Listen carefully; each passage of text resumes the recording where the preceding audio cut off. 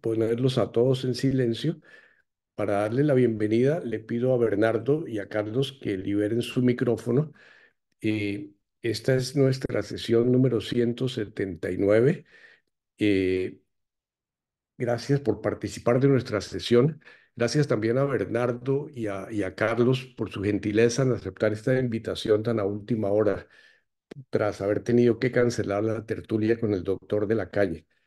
Tendremos nuestra tertulia habitual con la presentación del tema que nos hará nuestro invitado durante los primeros 40, 45 minutos, seguidos de nuestras preguntas y comentarios otros 30, 40 minutos. Le doy la palabra a Bernardo Nieto para que nos presente a Carlos y le dé la palabra para su presentación. Adelante, Bernardo. Gracias, Darío.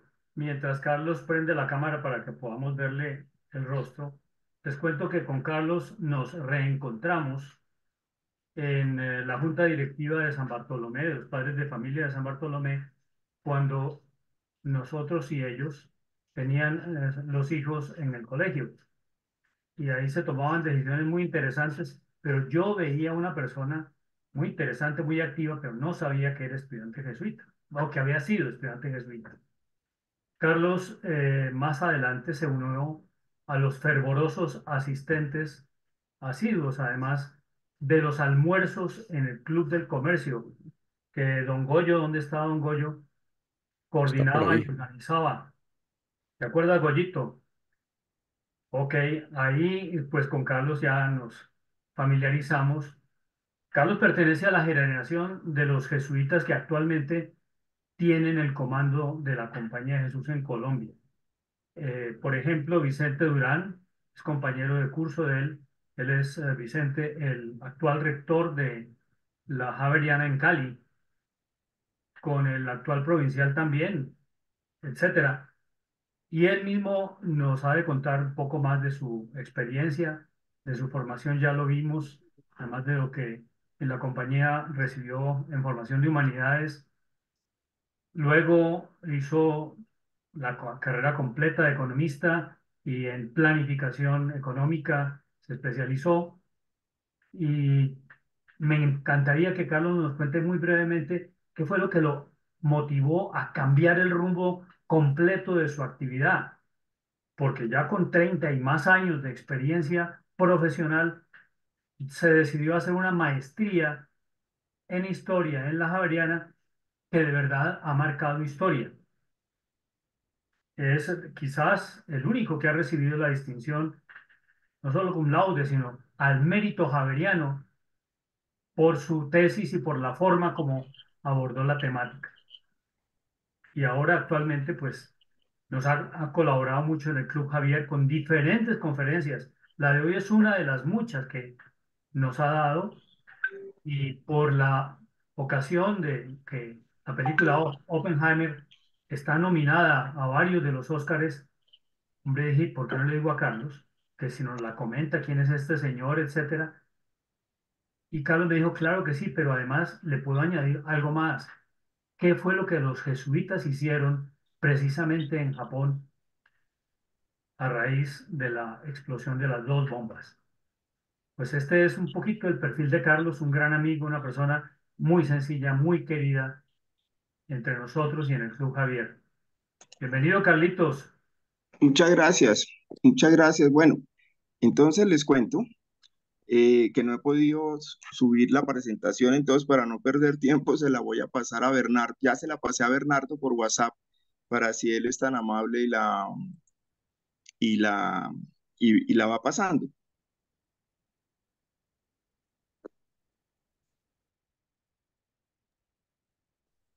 ¿Aló? No me Ya ha está. llegado todavía, Carlos. Te la mandé por WhatsApp, espérate un segundito. Estas cosas suelen suceder cuando uno tiene muchas ganas de hablar, normalmente. Ya me llegó y aquí estoy bajándola. Bueno, Estoy viendo. Carlos, Bernardo hizo la presentación tuya mientras tú te caías y volvías a entrar, de manera que si quieres añadir algo que no escuchaste, pero completar algo, Bernardo preguntaba algo que él te había hecho cambiar al final después de haber estado con los jesuitas a lo que estás haciendo actualmente? Ah, no, mira, lo que me hizo cambiar es que yo había tenido trabajos muy estériles en el argot era marquetero, o sea, donde trabajaba me decían, hágame un cuadrito de tal cosa, eh, haga un cuadro sobre la inflación, sobre cosas de esas. Y coincidió la jubilación con que mis dos hijos ya estaban terminando sus carreras en la Javeriana, entonces tenía menos obligaciones financieras, etcétera. Y resolví meterme a estudiar historia, hacer la maestría de historia en la Javeriana. Entonces, pues siempre fui miembro del Jurassic Park de la Qué Javeriana. maravilla, qué maravilla. Eh, eh, amigo de mis compañeros, muy sabroso, tomé el curso completo hasta de tomar trago en un sitio que llaman Cuatro Esquinas, tomar cerveza, que es una materia muy importante en la vida universitaria actual. Y bueno, eso fue, y entonces ahora estoy más dedicado a la historia que a otras cosas. Qué bien, Bueno, qué bien. entonces, eh, uno de los temas que me encanta a mí es que la historia, uno oye las historias muchas veces. La historia del 20 de julio, por ejemplo, todos sabemos la historia de Kinder. La historia de la bomba atómica, pues hay muchas versiones. Entonces me gusta encontrar las partes que son extrañas, las partes que son raras, eh, porque muchas veces ahí está la esencia y encuentra uno muchas razones. Eso, entre otras, en mi tesis de grado encontré que un tema que he estado desarrollando y es sobre la Constitución del 86, que es resultado del espíritu jesuítico. Perdón. Hola, hola. ¿Aló? Te puse perdón, que creo que cometí un error, Carlos. Discúlpame. Discúlpame que creo que te puse en silencio. Ay, Dios mío. Un segundito, un segundito. Darío, te Libera tu paso ahí la micrófono, Carlos. presentación. Disculpe. Estábamos oyendo perfectamente, Darío. ¿Listo? Bernardo, Estamos oyendo ¿me perfecto. Sí, oyen? te comparto la presentación, Darío. Hola, hola. Sí. La estamos viendo en la Ay, pantalla. yo soy el que me puse en Sí, silencio, creo. No, no, Uy, no, sí. Darío, Darío, está bien, estamos Bernardo, oyendo a Carlos. Estamos oyendo a Carlos. sí. hola. Ok, Hola, ahí está Pedro. la Disculpen que presentación. Hola, Darío, tengo Carlos. estamos oyendo a un Carlos pequeño perfectamente, no te problema. preocupes. Y viéndolo Sí, también. Darío, no, Darío se ha perdido. Darío, sí. Darío, Darío no nos está oyendo, parece. no nos está oyendo. Darío, Está te Eh, oye. todo bien. ya los estoy oyendo. ¿Me oyen? Sí, sí, Sí, perfecto, no ha pasado nada, todo está bien. Seguimos Ok. oyendo a Carlos. Disculpen, adelante. Bueno, entonces les decía que muchas veces en la historia, en pequeños detalles, se encuentra uno la esencia de lo que pasa, como lo del 20 de julio, que esa historia estaba más que repetida, pero encuentra uno cosas todavía valiosas. Hay un libro de García Márquez que es relato de un náufrago, y en el relato de un náufrago, García Márquez cuenta que cuando ya la historia estaba recontada, se apareció a vender la historia en El Espectador, el marinero, eh, se rieron, pero alguien con intuición lo cogió a la salida y el tipo dio la prueba reina, la bomba, que era que el barco venía lleno de contrabando que nadie lo había contado. Entonces aquí les voy a contar algunas cosas de eso. Entonces, con esa introducción, eh, si, ¿quién está pasando la presentación? La siguiente, Bernardo, Bernardo.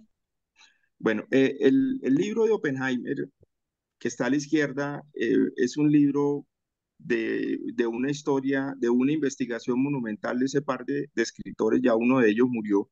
El libro ganó el premio Pulitzer de biografía y es un libro pues de una figura, Oppenheimer, que es una figura nacional, mundial, etcétera, extraordinaria.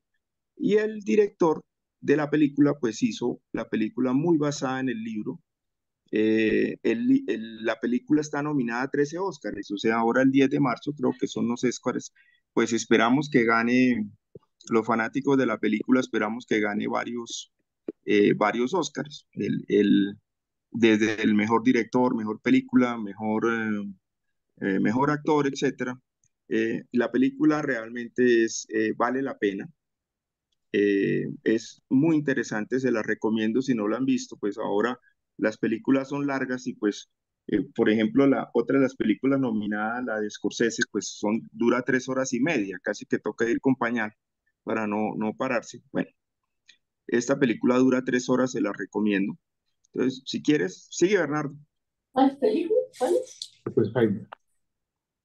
Oppenheimer. Entonces, Oppenheimer es un tipo genial, es un polímata, el tipo estudiaba y sabía de todo, genio, era lector, músico, su familia era inmigrantes alemanes, judíos, pero no eran practicantes y Oppenheimer tampoco fue practicante nunca. Y lo inscribieron en una escuela que todavía existe en Nueva York, que es la Ethical Cultural Society School de Nueva York. Un colegio bastante enfocado en artes liberales, en el análisis de los temas, etcétera. Y eso fue definitivo para su formación, por eso lo menciono.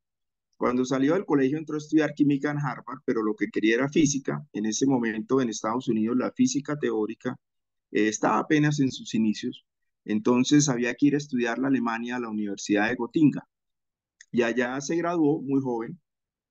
Eh, Su hermano también fue físico, Frank. Su hermano aparecerá en prácticamente toda la película.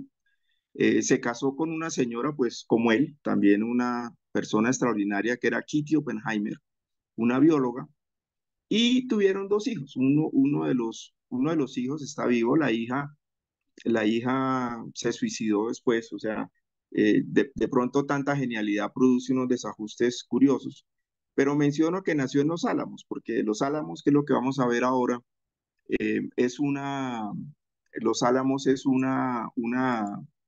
fue montada como una ciudad secreta y pues también tenían familias, etcétera. Eh, Siempre estuvo en universidades muy prestigiosas, Berkeley sobre todo, Princeton y otras universidades, y por su familia y por diversos eventos, su vida familiar y su vida personal también discurrió en Nuevo México. Esa es una explicación de por qué los Álamos lo pusieron en un sitio bastante perdido de Nuevo México. Sigue, Bernardo. El origen del proyecto Manhattan es que los alemanes iniciaron los estudios de armas nucleares más o menos en 1935. Al fin y al cabo, como les menciono, los científicos alemanes estaban más avanzados que los de Norteamérica en estos temas. En 1939, Otto Hahn y otro físico hicieron la primera fusión nuclear, lo cual les produjo terror, sobre todo a Einstein, que estaba en Princeton, y decidieron redactar una carta dirigida a Roosevelt, alertando sobre lo que estaban haciendo los alemanes y terminaban diciendo, donde Alemania llega a ser la bomba atómica, la guerra la pueden ganar y la guerra será otra cuestión. Eh, Roosevelt se asustó, pero todavía no estaba preparado para asimilar lo que pasaría. Estados Unidos en ese momento era enemigo de la guerra. En 1939 y 1940, su papel era hacer una tímida ayuda a los británicos para que se pudieran defender de Hitler, pero en realidad el pueblo norteamericano no estaba preparado para la guerra. Hasta que en diciembre 7 del 41, con Pearl Harbor, ya pues la entrada fue masiva, rescataron el tema del Comité Asesor del Uranio y lo volvieron el Proyecto Manhattan. Para ese proyecto Manhattan nombraron al general Groves. Groves era militar, pero era también ingeniero, entonces no era el estricto militar que solo manda tropas, y Oppenheimer. En la película se ve clarísimo cómo se dividieron las funciones, aunque Groves en muchas cosas estaba por encima de Oppenheimer. Y resolvieron hacer un sitio sin límite de dinero prácticamente, donde se pudiera desarrollar el proyecto científico más grande que había en ese momento y por mucho tiempo ha sido uno de los hitos científicos del mundo. O sea, Manhattan si bien uno de los objetivos era la bomba, no fue lo único que produjo. Sigue, Bernardo. Aquí está uno de los sustos, porque estas cosas del mundo normalmente se manejan a punta de eso. Los aliados tuvieron tres ventajas enormes. La primera ventaja es que Hitler nunca entendió la importancia del asunto y sin ánimo de entrar en política, muchos de estos dictadores no se dejan asesorar y sencillamente consideró que sus prioridades estaban por otro lado. Además, que ese es un tema recurrente en la humanidad, uno de los fracasos de los gobiernos son cuando persiguen a la gente, expulsan judíos, expulsan a los musulmanes, eh, persiguen por cuestiones religiosas, etc. Hitler se dedicó a, a perseguir a los judíos y la mayoría de estos científicos eran judíos. Varios como Einstein y otros lograron salir de Alemania y se fueron para Estados Unidos, donde eran realmente los únicos que sabían de ese tema. Y el tercero es que este es un tema de plata. Y solo Estados Unidos tal vez era el único que tenía el capital para poder desarrollar un proyecto de eso. Hitler no lo tenía. Sin embargo, los aliados no sabían exactamente en qué estaban los nazis. Eh, los nazis habían tenido unos desarrollos tecnológicos muy grandes. Uno era el de la cohetería. El de la cohetería es que era muy grave porque si desarrollaban ese proyecto podían poner una bomba, y claro, una bomba atómica, prácticamente en cualquier ciudad de Europa y en cualquier ciudad de Estados Unidos, y eso sí les producía un miedo enorme a Estados Unidos. Ellos tenían una base que era Peenemünde, que queda en el mar Báltico, entre Copenhague y Berlín, y al este de Hamburgo. Y en esa base, pues estaban desarrollando los cohetes, etcétera, que le producía un susto enorme a los norteamericanos.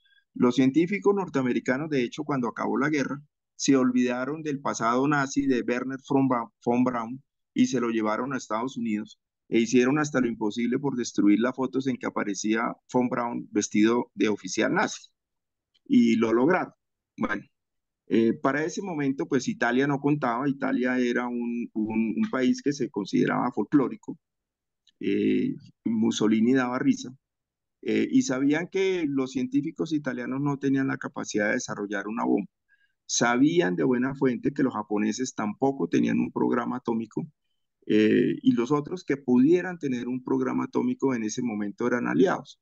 Es decir, ese contradictor era Rusia y en ese momento iban de la mano. Entonces, no se sabía con exactitud el tamaño del proyecto atómico de los nazis, pero sí producía mucho susto. Sigue, Bernardo. Eh, los nazis, ¿qué tan avanzados estaban? Como les decía, no se sabía. Sin embargo, eso ayudó a que las restricciones presupuestarias fueran mínimas y que los científicos le pusieran muchas bolas a lo que estaba empezando a hacer Oppenheimer, que era reunir los mejores científicos. Entonces, los objetivos del proyecto Manhattan, de la bomba atómica, era primero recuperar el tiempo que llevaban los nazis. ¿Cuánto tiempo era? Se calculaba que podían ser años, después lo bajaron a meses, pero de todos modos tenían que recortar esa ventaja que se suponía tenían los alemanes. Lo segundo, pues era, si recuperaban esa ventaja, era que solo un país quedaría con la ventaja que era Estados Unidos. Lo otro, pues claro, era impedir que los nazis ganaran la guerra, además porque muchos de estos científicos eran perseguidos de los nazis, y por supuesto que los aliados ganaran la guerra. Y finalmente, pues era producir una bomba atómica que sería lanzada contra Hitler. Ese era el objetivo número uno. El objetivo número uno no porque fuera el más importante, sino porque era el objetivo que se tenían el objetivo que se tenía de cuál iba a ser el resultado de Manhattan. Esto, esto funcionaría en las decisiones de botar la bomba atómica. Mientras tanto, pues los aliados hacían incursiones para impedir que los nazis o los alemanes compraran uranio, también para que la planta de agua pesada que tenían en Noruega para enriquecer uranio pudiera utilizarse e hicieron hasta lo imposible por perseguir a quienes estaban en ese tema. Sigue, Bernardo. Al final, ¿qué pasa con el proyecto Manhattan? El proyecto Manhattan explotó 3 bombas atómicas. La primera, la que llamaron The Gadget o Trinity, eh, que fue en julio 16 del 45, en la madrugada. Fue una bomba en la cual demostraron que fue una bomba en la cual demostraron que era posible, que esa bomba tenía una capacidad destructora grande, que en ese momento era todo especulación. Eh, Hasta se pensaba que en ese proceso eh, podía la bomba ser más poderosa o menos poderosa, etcétera. Pues con la bomba Trinity lograron demostrar que la bomba era totalmente posible, que era el tema que justificaba la inversión gigantesca que tuvo el proyecto Manhattan. Eso fue en julio 16 del 45, cuando ya los nazis se habían rendido.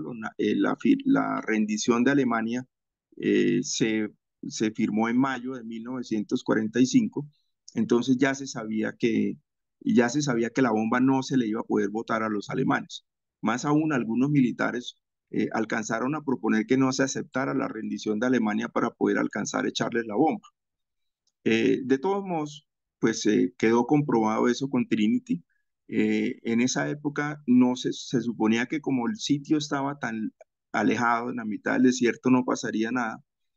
Aún hoy hay la polémica de muertos que hubo por efectos de la radiación, que tampoco se sabía que existía, pero no se sabía qué tan grave era. En agosto 6 es el día de la bomba, es el día de la bomba atómica de Hiroshima. ¿Por qué la votaron sobre Hiroshima? Pues hay muchas explicaciones. El proyecto Manhattan, o los militares del proyecto Manhattan, dijeron: nosotros necesitamos que sea un sitio que haya sido poco golpeado por los bombardeos, para poder medir el efecto que hay o que hubo de la bomba sobre las construcciones y también sobre las personas, número de víctimas, etcétera. Entonces, Hiroshima fue la ciudad que le tocó. Nagasaki se había alcanzado a salvar en la primera por clima, después no se salvó. Descartaron algunas ciudades. El secretario de Estado norteamericano dijo: yo pasé la luna de miel en la ciudad de Kure, creo que fue, dijo: no, por favor, no la boten allá, no destruyan eso. Entonces la segunda le tocó a Nagasaki. Eran 2 bombas muy diferentes, una de uranio y la otra de plutonio. O sea, las tres bombas fueron una experimentación. Sigue, Bernardo. ¿Qué estaba pasando en Europa? Pues desde el 43 Mussolini ya no gobernaba. En el 43 ya Japón tenía completamente perdida la guerra. Estos temas van a entrar en los dilemas, porque si Japón ya había perdido la guerra, aunque seguía combatiendo, pues ¿qué problema tendría? Eh, o sea, era necesario mandarle la bomba a un país que prácticamente ya no tenía ningún sentido, tenía muy pocos aviones volando, no se podía defender. Los bombardeos que estaban haciendo los norteamericanos sobre Japón eran bombardeos sin ninguna resistencia. O sea, el solo bombardeo de Tokio en marzo, para dar un ejemplo, produjo 84.000 muertos y 42 heridos, y convirtió a Tokio en una hoguera. Eh, pero mientras tanto, Japón tenía un problema, y es el problema que va a aparecer en todo momento, y es el tema del emperador, el tema del orgullo. Los japoneses miraban a los norteamericanos como gente inferior, y los norteamericanos miraban a los japoneses como gente inferior también. Eh, si no me han invadido en 2000 años, que es la historia de los japoneses, ¿por qué ahorita tendría que invadirme a un país inferior, que es Estados Unidos? El tema del emperador fue crítico en todo momento. La guerra se alargó miserablemente por cuenta del emperador. El emperador no era solo el emperador, sino era una figura divina, era Dios. Y así fueron un homúnculo feo, eh, y que se suponía que no gobernaba muy bien, eh, era importante para el pueblo japonés. Eso después lo entendieron, ahora lo hablamos. Simultáneamente los rusos tenían convenios con todos. O sea, Stalin había hecho un convenio de no agresión con Hitler, siendo archienemigos. Después Hitler lo hizo añicos e invadió Rusia y tenía un pacto de no agresión Rusia contra Japón. Japón tenía una cantidad bastante grande de tropas, calculan que 1,5 millones de soldados, los tenía en Manchuria o en China, había puesto su emperador de mentiras y había hecho una serie grande, importante de barbaridades. Entonces los japoneses decían, mientras los rusos no se metan, nosotros vamos a estar relativamente tranquilos. Mientras tanto, todo nuestro objetivo es negociar con los norteamericanos. Ellos empezaron negociando que los dejaran seguir mandando sobre los territorios que habían adquirido, o sea, sobre Malasia, Indonesia, China, Corea, lo cual pues les dijeron desde un principio que no. Y al final lo único que querían los japoneses era que los dejaran tener al emperador, que los dejaran conservar al emperador. Y eso pues después de millones de muertos fue tal vez lo único que lograron. Entonces, ya sin los alemanes, ya no había cómo botarle la bomba a los alemanes. Había el segundo objetivo de Manhattan el objetivo siempre fue mandar la bomba y ahí estaba la bomba. Y el segundo era que la bomba sería lanzada sobre Japón, que era prácticamente el único contendiente que tenía. Bernardo, Bernardo, Bernardo, la otra hoja. Ya la pasé. ¿Por qué lanzar la bomba? Ya. ¿Por qué lanzar la bomba? Las bombas fueron lanzadas el 6 y el 9. Cuando uno mira los números, hay unas cosas como curiosas. Los múltiplos de 3 aparecen en todas partes. 6 y 9 son múltiplos de 3. El 15, que fue la rendición oficial, es otro. Trinity, el nombre de la primera bomba. Y el gran dilema. Era necesario, fue justo, sobre todo fue justo, eh, pero hubo varios argumentos. Uno es que la invasión de las islas japonesas, de antes de llegar a las islas japonesas principales, había sido una tragedia. O sea, Iwo Jima, Okinawa, habían sido terribles en número de muertos porque los japoneses primero no se rendían. Cuando los norteamericanos o los aliados se rendían, los trataban como pues basura, porque en su código no estaba que se rindieran, entonces un soldado que se rendía era una porquería. Preferían suicidarse, se mataban, la población civil, etcétera. Y se sabía que ya había planes absurdos de los japoneses de sin armas, sin petróleo, sobre todo, cómo defender las islas japonesas y estaban haciendo un ejército de población civil japonesa armados de lanzas de bambú. O sea, se esperaba que sí hubiera 1 millón, se estimó en 1 millón de muertos en 1 millón los norteamericanos que morirían. Para ese momento, sin Alemania, Europa ya en proceso de pacificación, en ese momento el pueblo norteamericano estaba harto de la guerra, querían que la guerra se terminara, se había muerto mucha persona en Asia y no muchos soldados norteamericanos y no querían que hubiera más muertos, entonces presionaban también para el rápido fin de la guerra. Había un dilema moral claro y era que en este orden de ideas mandar una bomba a matar gente, pues era para reducir la muerte de otra gente, que eran los norteamericanos. Ese fue un dilema que siempre apareció.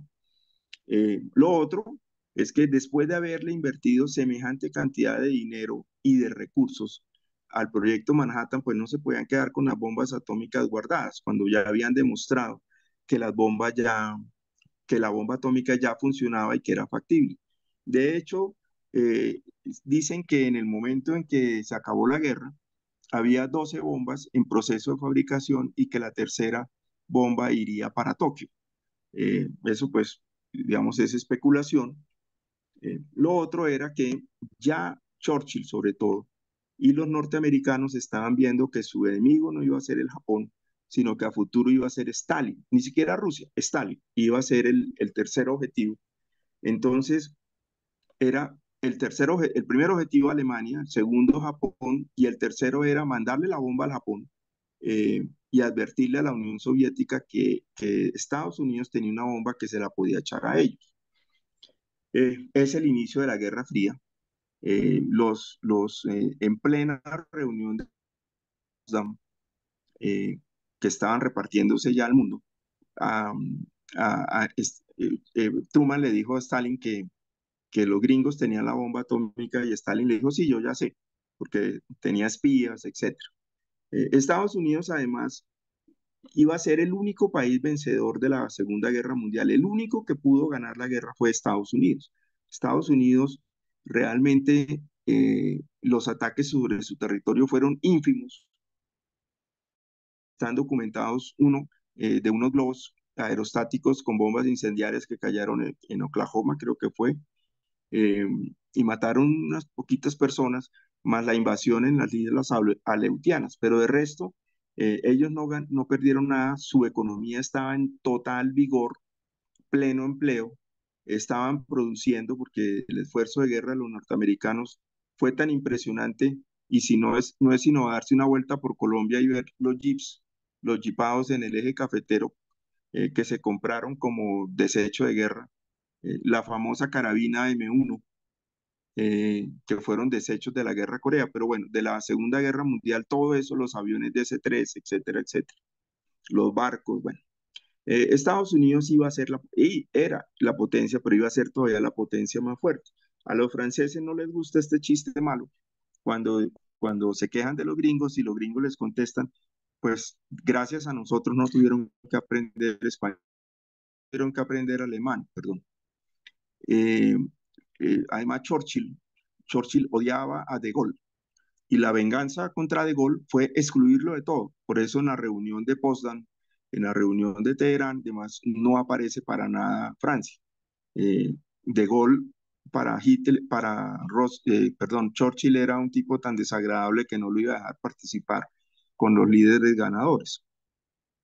Eh, Luego, mandar la bomba no estaba en discusión, la iban a mandar. Alguien dijo, ¿por qué no la mandan sobre el monte Fuji o sobre el descampado simplemente para ver la reacción? No era posible porque acuérdense que las guerras implican avances científicos importantes y los militares norteamericanos querían saber qué pasaba con un país cuando le botaban la bomba atómica, entre otras porque si sospechaban que algún día a Estados Unidos le podía pasar lo mismo. Otro, Bernardo. Bueno, en agosto 15, otro múltiplo de 3, Hirohito dijo que la guerra había terminado. Exactamente 3 meses después de la declaración de Potsdam, eh, Rusia, o sea, eso fue el 8, la víspera de la bomba en Nagasaki, Rusia invadió Japón, el norte de Japón, y le declaró la guerra al Japón. Eh, Fue la única manera que encontró fácil Stalin de participar en el reparto del Japón, que después se convertiría en un problema porque los gringos lograron ponerlo a raya y decirle no, pero eso después derivaría en otra guerra, que es la guerra de Corea, pero es otra historia. Bueno, en el 28 de agosto, después de la rendición de Hirohito, Hirohito es un discurso de lo más curioso porque Hirohito, el emperador celestial, hablaba un japonés que muy poca gente conocía porque era un japonés tan rocambolesco, tan sofisticado que tuvieron que traducir el discurso que le dio al pueblo japonés, porque la gente no entendía donde les decía que la guerra había terminado. No mencionó la palabra rendición, sino que simplemente la guerra había terminado. El 28 de agosto, o sea, 13 días después, ya empezó la ocupación en firme. La ocupación solo duró 7 años. Digo solo duró 7 años porque si hubiera sido una ocupación de los rusos, todavía estarían allá. En septiembre 2 fue la firma de la rendición. En septiembre 27 es la famosísima reunión de MacArthur e Hirohito, donde hay una foto que es increíble, que es una foto que dice muchísimas cosas. Tanto dice la foto que la foto fue prohibida en una época. Y MacArthur le dijo Yo prefiero tener al lado al emperador para que ayude a la reconstrucción del Japón, porque el Japón está devastado y hay que reconstruirlo. Y la figura del emperador no la podemos quitar, porque los ingleses, los australianos, neozelandeses, holandeses, pedían a gritos que Hirohito fuera procesado como criminal de guerra en el tribunal que se hizo, el Penal Internacional de Tokio, que fue muy parecido al de Nuremberg. Entonces, MacArthur mantuvo a Hirohito, le dijo que aceptaba el poder de Hirohito, pero que le exigía que pronto Hirohito reconociera que él no era Dios. El 1 de enero, que es el Día Nacional del Japón, de 1946, o sea, apenas 3 meses después de eso, Hirohito en un discurso reconoció que no era, que es falsa la secular creencia de la divinidad del emperador. Ese dogma de fe fue roto de una manera increíble. Hubo gente que se suicidó porque ya su emperador, del cual estaban acostumbrados a verlo como Dios, ya no era Dios. Pero el cuento es que Japón estaba en pleno desarrollo. Hay unos temas bastante curiosos. Los norteamericanos les impusieron una constitución.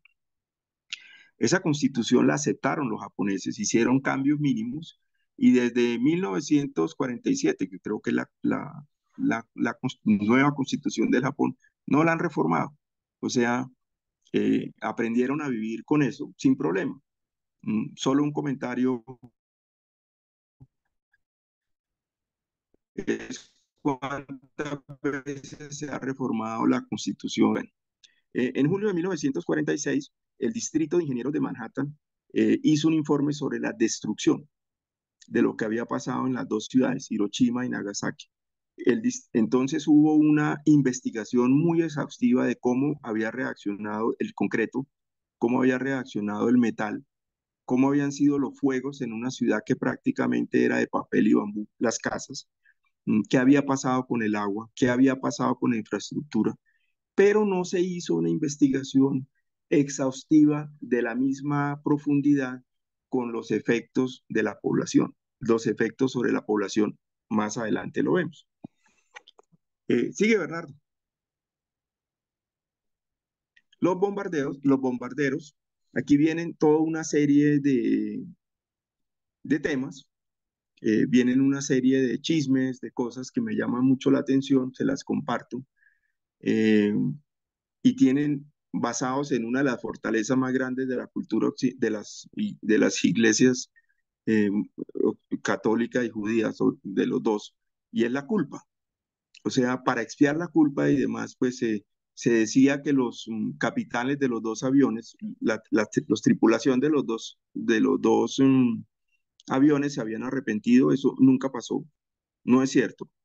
De hecho, el comandante Tibbets, que era el que manejaba la misión, fue condecorado, etcétera. Cuando llegaron a Estados Unidos, los pasearon. Si ustedes van a Washington, pueden ver en la exhibición donde está el avión, el Enola Gay, con el que mandaron la primera bomba. O sea, nunca fueron tratados como eso. Eh, sí hubo algunos eventos, por ejemplo, la famosa frase de Robert Louis, que dice que Dios mío, ¿qué hemos hecho? Pues en realidad soltó fue un madrazo, que era lo que uno se esperaba que pasara en ese momento. Lo mismo el artillero de Cólera, que estaba encargado de tomar la foto, prácticamente una sola foto del hongo que quedó. Eh, Otro tema pequeñito que les comparto es el de este piloto. Este piloto ni siquiera estaba en los aviones que botaron la bomba, sino era de los aviones de reconocimiento. El avión de reconocimiento pasaba primero, miraba el clima sobre todo y hacía el cálculo de en qué momento debía caer la bomba. La bomba estaba diseñada para que no explotara al caer al suelo, sino unos 600 metros arriba en el aire, porque así producía más daño. Y escogían sitios, muy bien escogidos los sitios donde debería caer la bomba. En el caso de Hiroshima fue prácticamente en el centro de la ciudad. En el caso de Nagasaki hubo menos muertos, entre otras porque en Nagasaki había montañas y protegieron en algo la ciudad. Este piloto dice que se equivocó y que cayó encima de un colegio, etcétera, y pasó su vida atormentado, o sea, un tema de sanidad mental, que dicen que los pacifistas explotaron y emplearon su imagen. ¿Sí, Bernardo? Este caso del suicida que ustedes están viendo, del suicida es curioso porque no fue cierto, pero todavía si ustedes entran en internet y marcan Paul Breckman, aparecerá la historia, que decían que se había suicidado, no sé qué, pues no, lo mismo los norteamericanos después dijeron que no era verdad. Sigue, Bernardo. Otra, Bernardo. Ya, mira, están los bombarderos, hablaste. Ah, ya, espérate. Sí, sigue, el Indianapolis. Sigue otra, una más. Otra. Este es otro de los mitos que hay, que es el barco que llevó las piezas de la bomba. Ese barco lo hundieron. Prácticamente se murió gran parte de la tripulación, etcétera, y lo volvieron un tema de castigo divino. Eh, bueno, sí. Después, pues, entre otras cosas, como se sabía que la bomba cambiaría la humanidad, pues el Oppenheimer y Niels Bohr quisieron pues advertir de lo que podría pasar, no tuvieron éxito. De hecho, Oppenheimer en 1953 cayó en la cacería de brujas de Edgar Hoover. En la película se ve de manera muy clara a lo que sometieron a Oppenheimer. Toda esa historia, esa investigación que le hicieron, le quitaron las credenciales. El tema de las credenciales era fundamental porque era estar en el proyecto y estar en el tema de la bomba atómica y el tema de seguridad nacional después. A Oppenheimer le quitaron eso. Ahora habrá un caso más adelante sobre eso. Eh, y después Oppenheimer ya cuando en el 63, cuando ya había muerto Kennedy, que lo apoyó, Johnson le entregó el premio Enrico Fermi para reivindicar la figura de Oppenheimer. Sigue, Bernardo. Y aquí vienen las historias cruzadas. O sea, cuando uno estaba en la compañía, siempre busca dónde está el toque de la compañía. Y el toque de la compañía de Jesús es bastante grande. Bastante importante. Eh, lo encuentra uno en todo. Por ejemplo, la cantidad de cráteres que hay con nombres de jesuitas en la Luna, gracias a los astrónomos que hubo. Eh, la Constitución de 1991, como les digo, fue hecha en el más espíritu jesuítico.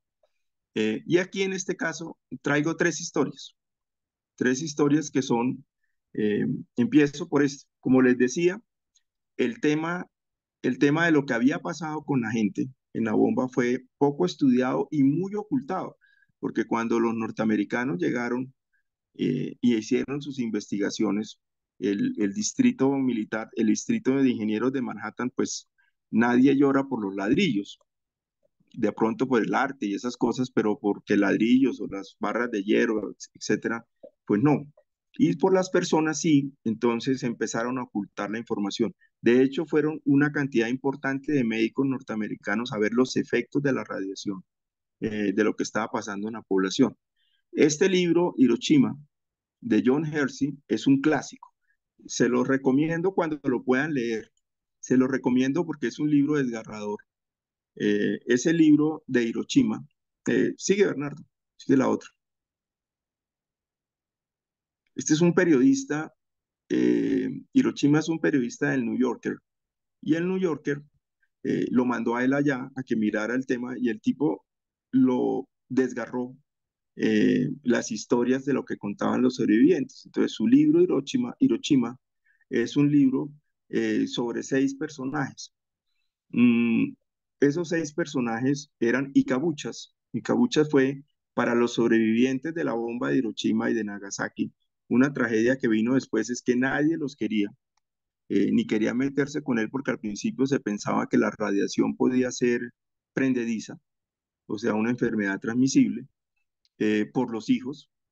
No se querían casar con las muchachas o mujeres y cabucha o los hombres que habían estado sometidos a la radiación porque podrían tener hijos deformes, etcétera. Esta gente fue gente que estuvo muy en el epicentro de la explosión y empezaron a hablar de lo que estaba haciendo las enfermedades radiactivas. Es que la bomba atómica de Hiroshima produjo menos muertos que otros bombardeos como los de Dresden o los de Tokio, pero la mayoría de muertos de la bomba de Hiroshima y de Nagasaki fueron después, fueron por efectos de la radiación. Eh, el libro habla de 6 personajes.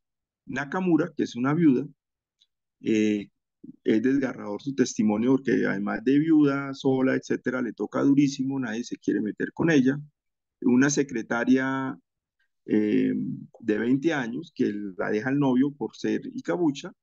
Luego ella se bautizó y se hizo religiosa adoptando el nombre de la hermana Dominica.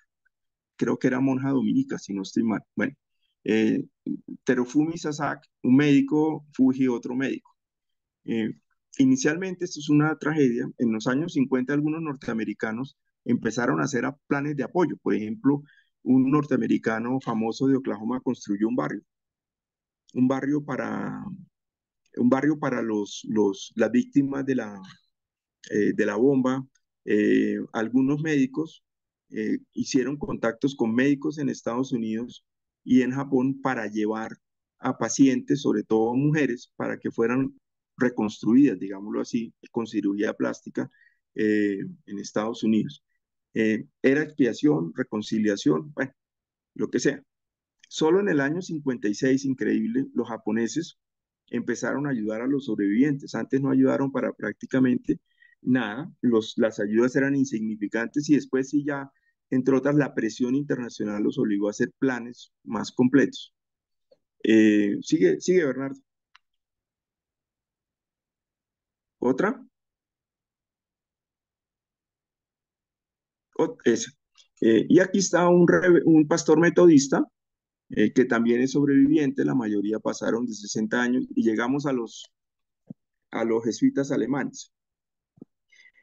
Durante la Segunda Guerra Mundial, Japón permitió que llegaran misioneros de varias religiones, pero tenían que venir de países del eje, o sea, de Alemania, Italia y simpatizantes que era España.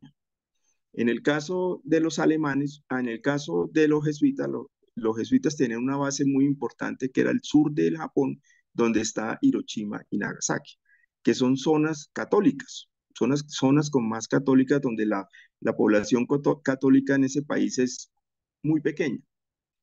El padre Keynsor era un alemán, o Keynsor era un alemán que estaba viviendo en la iglesia que queda en Hiroshima. Sufrió de, a pesar de que la bomba literalmente le cayó encima a él y a los otros jesuitas, la bomba, no murieron por la bomba y ahora damos una explicación, ahora les digo una cuestión, sino por radiación, pero Keynsor murió viejo aunque sufrió toda la vida los efectos de la radiación. Mm. Después él murió de más de 60 años, se alcanzó a cambiar de nombre, se volvió japonés total, que era Makoto Takakura. Eh, los jesuitas exigían a los misioneros que llegaran al Japón que aprendieran el japonés casi perfecto, o sea, que tuvieran algo de acento, los permitían, pero que tenían que saberlo leer, escribir y hablar. Y si a los 3 años no habían logrado eso, los devolvían. Entonces, el esfuerzo era realmente impresionante. Entonces, tipos como Arrupe, nuestro amigo Javier Osuna y otros, pues tenían que ser japoneses de verdad, en idioma y esas cosas. Eh, Al final, pues ya estaba muy enfermo, murió en el 77 y pues lo mandaron a una parroquia y se volvió un ídolo, era un ídolo en el Japón. Este es uno de los japoneses, esto está en el libro de Hiroshima. Hay otro libro que si lo pueden leer, que es de Kensaburo Oe, que es Premio Nobel de Literatura, que se llama Cuadernos de Hiroshima. y está también, igual que el otro, enfocado en la gente, no en los edificios. Otro, Bernardo. Esta es la famosa iglesia donde vivían los jesuitas. A la izquierda está la iglesia antes de la bomba. A la derecha, como se ve, es uno de los pocos edificios que sobrevivió eh, a la bomba atómica. Ven que está prácticamente todo arrasado. Ese edificio, sigue Bernardo, ese edificio, esa iglesia, la había construido un hermano jesuita que bueno, no me extraña esta anécdota, pero a él lo mandaron a construir la iglesia y la casa de los jesuitas, la casa parroquial, digámoslo así, y el tipo dijo, estamos en una zona de terremotos, dígame cuáles son las normas. Y le pasaron las normas y el alemán dijo, no, no, no, no, no, eso es demasiado suave. Entonces duplicó las normas que ya eran exigentes. Esa es una explicación de por qué no se cayó la iglesia y no se cayó la iglesia de los jesuitas y la residencia de los jesuitas. La iglesia era de verdad sismo resistente y tenía más capacidad de aguantar que otros. Entonces, esa, esa iglesia que sobrevivió y los jesuitas que estaban ahí, que era La Salle, que era alemán, todos alemanes, Schiffer, Kleinsor, que es el que estábamos hablando ahora, y Sieslik, sobrevivieron y murieron de viejos. Uno de ellos, después en los turbulentos 60 y picos, uno de ellos se volvió prácticamente budista hasta que la iglesia le dijo, oiga, no, no, no puede, no puede, no estamos de acuerdo con eso. Y otro, creo que es Sislik, escribió el primer texto de economía del Japón y se enseñaba en el Japón hasta los años 70. Entonces empiezan toda una serie de mitos y de creencias interesantes. Primero, pues la bomba fue el día de la transfiguración del Señor y el 15 de agosto en la Virgen María, pues ese día fueron importantes, entonces eh, se dijo que estos jesuitas eran parte de un milagro de Hiroshima. Uno de ellos dijo que todos los días rezaban el rosario y que por tanto la Virgen les había puesto un manto sobre la iglesia que los había protegido. Bueno, algo, algo que es sabido por todos es que los humanos tenemos una capacidad infinita de creer cualquier cosa. Entonces, pues muchos creen eso, sin embargo, el argumento fue muy combatido porque decían, oiga, ¿y por qué la Virgen María no le puso el manto también a los japoneses? Entonces, el argumento se empezó a devolver y por tanto lo fueron un poquito dejando al lado. Eh, Como les decía, pues la casa sobrevivió, el edificio sobrevivió en parte porque estaba muy bien construida, pero lo segundo es que hay demostración. Sigue, Bernardo.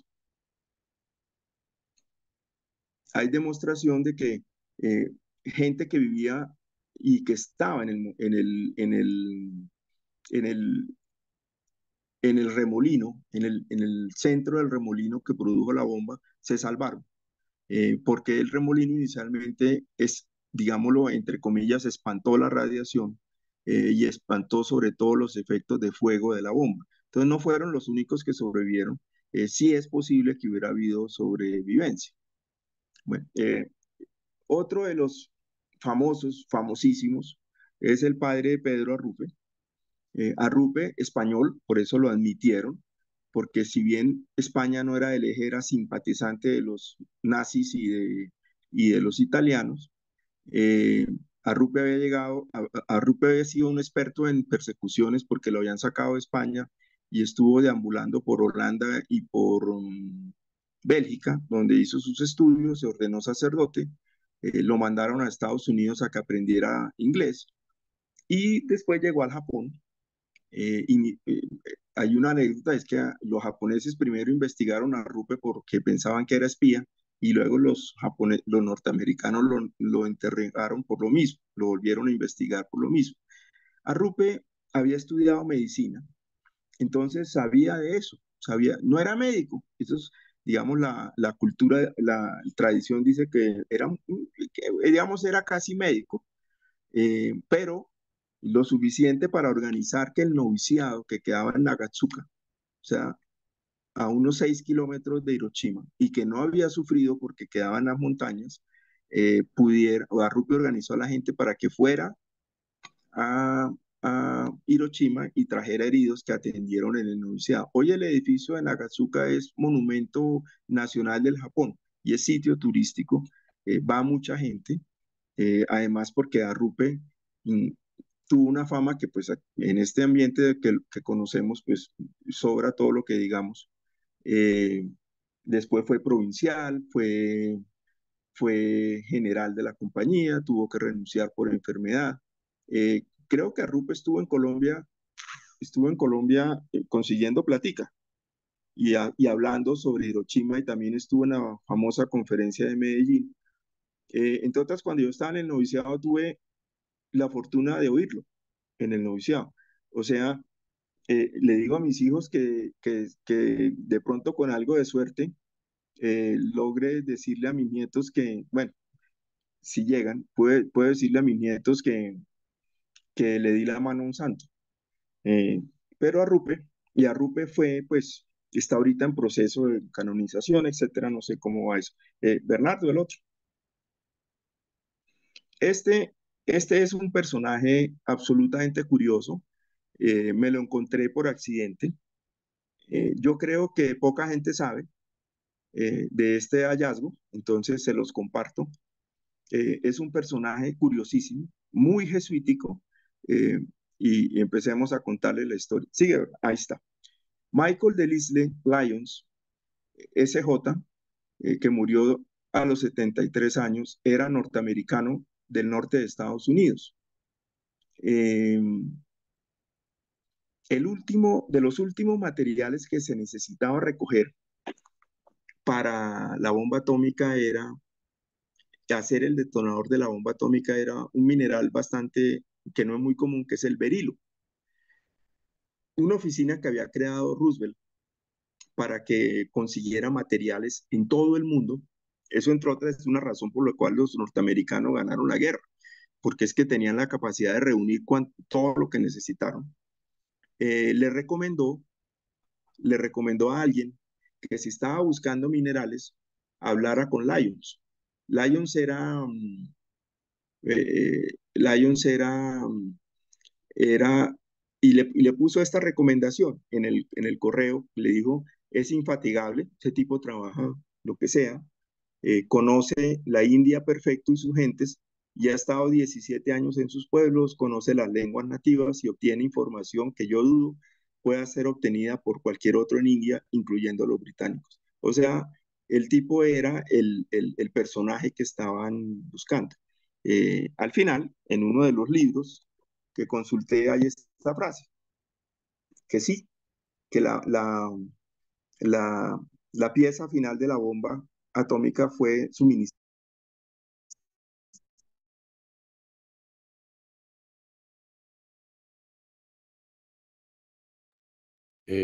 Carlos, ¿te perdimos? Hola, hola. Era de familia prominente y adinerada, eh, era un...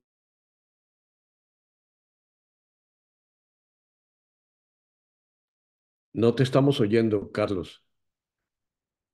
Hola, que Bernardo. crearon la primera emisora de radio. Eh, Ingresó el 6 de agosto de Carlitos, nos perdimos, se cortó tu sonido un poquito antes 1900. cuando estabas explicando Yes, the final piece of the bomb was supplied by... Ya. Entonces, en esa parte, eh, es decir, esto me lo encontré en uno de los libros sobre él, que son poquitos, que dice que sí, que una de las partes finales que eran necesarias para la bomba atómica la había dado un sacerdote jesuita, la había suministrado. Ese personaje es un personaje, con ese se podría hacer una película. Indiana Jones quedaría como un pendejo al lado de este. Y ahora les cuento, les cuento todo lo que encontré. Entonces, quién era este personaje? Este personaje era un norteamericano de origen francés, por eso el nombre de Delis que le pusieron, que es uno de los fundadores de la área de Detroit Lions, y o Lions, como lo dirían los franceses o algo así. Eh, Era un aficionado a la radio. Dicen que la radio WWJ en Estados Unidos fue la primera radio comercial del mundo, porque transmitió desde 1920. Eso de pronto hay que discutirlo un poco, pero sí es así.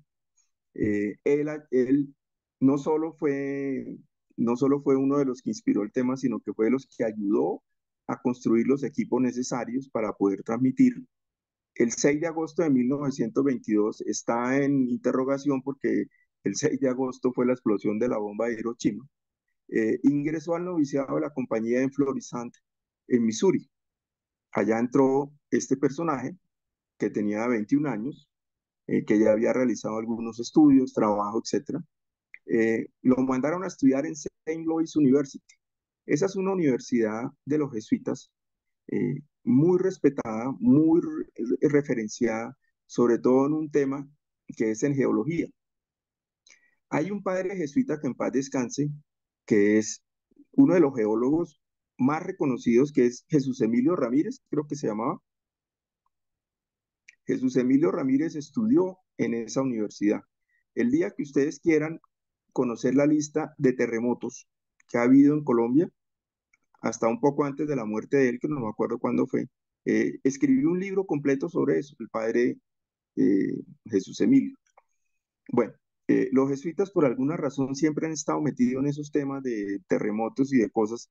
El padre Goberna, en Argentina también tenían un centro parecido, etc. Bueno, entonces, volviendo a nuestra historia, el padre, el jesuita Lyons, había estudiado geología. Eh, el, el, la provincia donde él estaba, que no me acuerdo, es una provincia cerca a Missouri, una de las provincias de la compañía en Estados Unidos, tenía como sitio de misiones a la India. Y el obispo, que como todos sabemos es algo extraño que un jesuita sea obispo, que sea un papa menos, más extraño todavía, provenía de esa misma provincia y llamaba a los muchachos que le parecían más prometedores para que se fueran a la India. A Delisle lo mandaron a estudiar teología en la India, siendo misionero. En 1931 terminó sus estudios en Bélgica y se ordenó sacerdote en el 33 en la India, hace 90 años. Eh, y aquí viene la parte interesante de la historia. Sigue, Bernardo.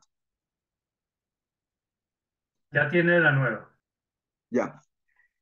Lo mandaron al norte de la India, a esta provincia donde el obispo era jesuita, y Delisle, Michael Delisle, le dio malaria, y más todas las otras enfermedades que le pueden dar a un misionero, y entonces el obispo muy bien intencionado lo mandó a una parroquia donde un grupo de monjas para que lo cuidara. Una de esas monjas era la hermana Agnes Shah, que tenía una vida un poco parecida a él, también era de familia muy prominente de la India. Dicen que era de una belleza legendaria y muy joven, y fue la encargada de cuidar al padre de Liz, al padre Lyons, perdón, y lo cuidó pues también que el obispo se dio cuenta que estaban enamorados en una relación, y un obispo, me parece bastante curioso, recomendó prudencia y les dijo, mire, esto se puede manejar, etcétera, tranquilo. Pero después ya le llegó el chisme al obispo de que Lyons había embarazado a la hermana Shah. Entonces, pues ya el obispo, pues ya, eso ya le había roto los límites, le había pasado la raya, entonces le pidió que se retirara. Pero era un tipo muy bien reputado, y eh, Lyons, es una parte curiosa de su vida, nunca quiso dejar de ser jesuita. Le tocó dejar de ser jesuita porque prácticamente el obispo le dijo, no, ya no más, sálgase. Se salió y se quedó a vivir en la India, por eso vivió tantos años en la India, con esa facilidad que tenía para los idiomas, con esa facilidad que tenía para conocer la cultura india y sus conocimientos de geología se quedó a vivir allá bastante tiempo. Era una figura querida en la comunidad de norteamericanos en la India y prácticamente era asesor del gobierno norteamericano de las tropas que estaban en la India. En algún momento entre el año 45 y 47, o sea, en la guerra, volvió a Estados Unidos con la mancha de que abandonó a Agnes y a sus dos hijas. Ya había tenido otra hija. Las dos hijas escribieron un libro. Cada una escribió un libro sobre lo que había sido ser hijas del padre Laios. Eh, Había otro jesuita que era padre Maselwayne, que era otra autoridad en geología y tenían el Q-Level Clearance, que era el acceso total para entrar en sitios restringidos. Se dice que ambos estuvieron en la explosión de Trinity. O sea, tenían tal influencia que tenían un nivel de acceso que muy poca gente tenía. Eso da la idea de lo importante que fue para ellos. Siguen, por favor. Listo. El, el padre Laios realmente nunca quiso, nunca fue, como decía, nunca fue extraño a la compañía. Se sabe que en Colorado, que es una zona donde hay bastante tema de minería, él se estableció cerca de una de las comunidades, de uno de los colegios importantes de la compañía. Con permiso encubierto del obispo, o sea, este señor tiene una capacidad de convencimiento impresionante. Este personaje lo dejó actuar como misionero encubierto con las comunidades indígenas. O sea, le dijo, vea, siga haciendo de cura, así escondidas, no cuente mucho y vaya a sitios donde la gente no tiene acceso a religión ni nada de eso, y actúe como tal. Yo le doy ese permiso, yo miro para otro lado. Hacía radios, eso después los protestantes o los cristianos le copiaron eso, y era entregarle a los indígenas radios que solo estaban sintonizados en la emisora donde ellos predicaban. Eso hacía Delisle en sus ratos de ocio. Mientras tanto, pues era un empresario reconocido por sus negocios mineros y de comunicaciones. En el 70, ya, ya un tipo mayor, le, le, le diagnosticaron insuficiencia respiratoria aguda asociada con los minerales. Sigue, Bernardo. Esta es la foto del padre de Isley y estas dos fotos las traigo por dos razones. Cuando vio que su muerte estaba cerca, le pidió a los jesuitas que lo dejaran estar enterrado en el lote, en el área del cementerio donde estaban enterrando los jesuitas. Se negaron, pero él no se dejaba sacar de la compañía y pidió el plano, lo estudió y compró el lote que quedaba en la esquina, de tal manera que los desprevenidos pensaban que ese era todavía un miembro de la Compañía de Jesús. Esta es la nota necrológica. Eh,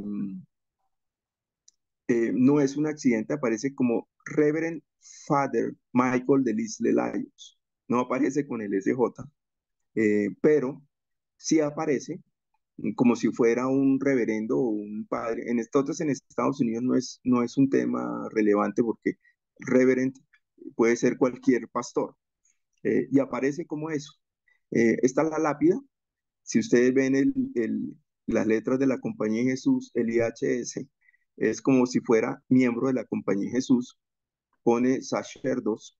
eh, en, en la, en la nota de la familia aparecía sacerdos in eterno, y dijo que nunca dejaría ni dejaba de ser sacerdote. Y está en latín, y esa es su lápida. Entonces, este personaje, que es pues increíble, sus dos hijas, ya un poco antes de morir, pues digamos, se arrepintió de esa parte de las hijas, se encontró con las hijas que lo estaban buscando, eh, y se reconciliaron. Eh, en el 2002, las dos hijas recibieron compensación por la muerte por exposición nuclear de su papá. Entonces, este personaje me parece que es un personaje bastante interesante, bastante desconocido, hasta risible en algunos momentos de las cosas que escribía, etcétera, pero bastante, bastante fuerte de lo que había significado para él ser jesuita y las razones por las que había salido. Bueno, esa es mi presentación. Qué Espero maravilla, espero que disfruten y puedan comentar sobre el padre de Lions, que me parece un personaje de película. qué Eh, maravilla. Qué maravilla, Carlos. Qué estupenda presentación. Nos has dejado completamente inundados de datos y sobre todo la parte de las anécdotas de los jesuitas envueltos en este asunto. Eh, Abre la sesión para preguntas, para comentarios. Creo que has traído cantidades de cosas. Personalmente no conocía muchas de estas cosas, pero se abre la sesión. Si hubiera comentarios, preguntas que quieran hacerle a Carlos, se nota que has estudiado el tema bastante y adelante, levanten la manito. Yo no veo todavía ninguna manito levantada. Nos dejaste sin palabras. Bernardo Nieto, adelante. Sí, tengo una curiosidad, Carlos. El padre Arrupe se dice que fue el fundador del servicio jesuita de refugiados.